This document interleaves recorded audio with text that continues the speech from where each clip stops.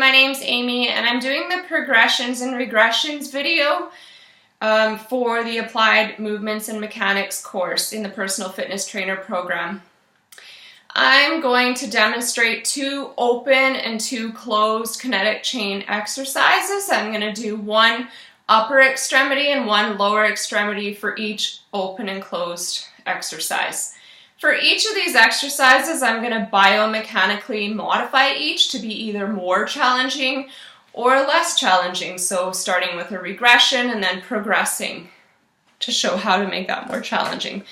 So just to clarify the difference between an open and a closed kinetic chain exercise, an open kinetic chain exercise is basically the distal limb is applying the force and it's able to move more freely. It's not fixed to one surface and the weight can move freely. A closed kinetic chain exercise is when the distal limb is applying the force and it's fixed to an unmovable surface, such as a push-up. So the body is forced to move instead.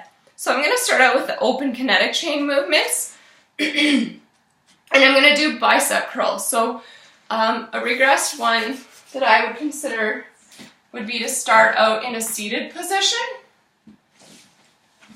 You could start out without weights. So just to clarify, this is a concentric action. This is eccentric. Concentric, eccentric. So you could progress this with weight.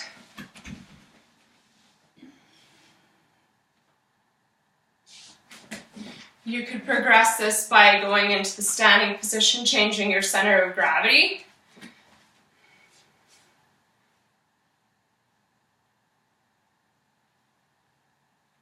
Okay.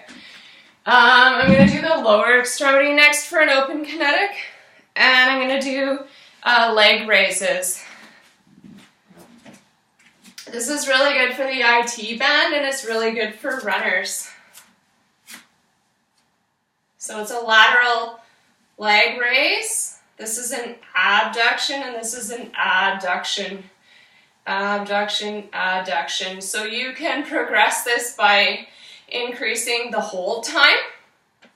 You can increase this by adding number of repetitions and also number of sets and how often you do these. You can also progress it further by using a resistance band, so you can put it at your ankles.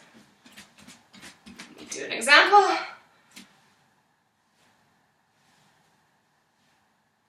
Okay, so next I'm going to go into the closed kinetic chain exercises and I'm going to do a push-up. This is a modified version on your knees. You can progress this further by going on your feet.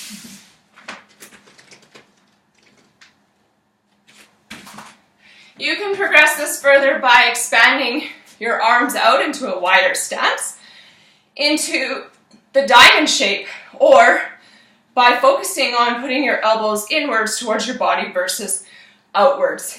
Another progression would be to elevate your feet on a bench, so then you're at an elevation.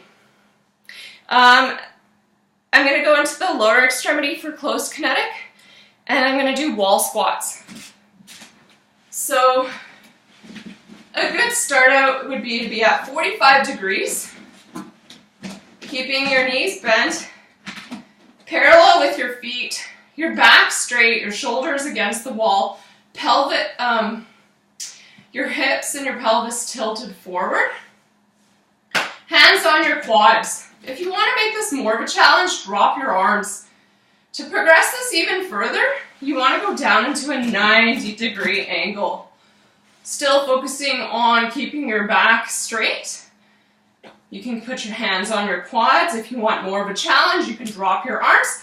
To further the challenge, you could add weight or you could do one leg at a time. So thanks for watching this video. The information shared here can be referenced in A. Beale's 2015 edition.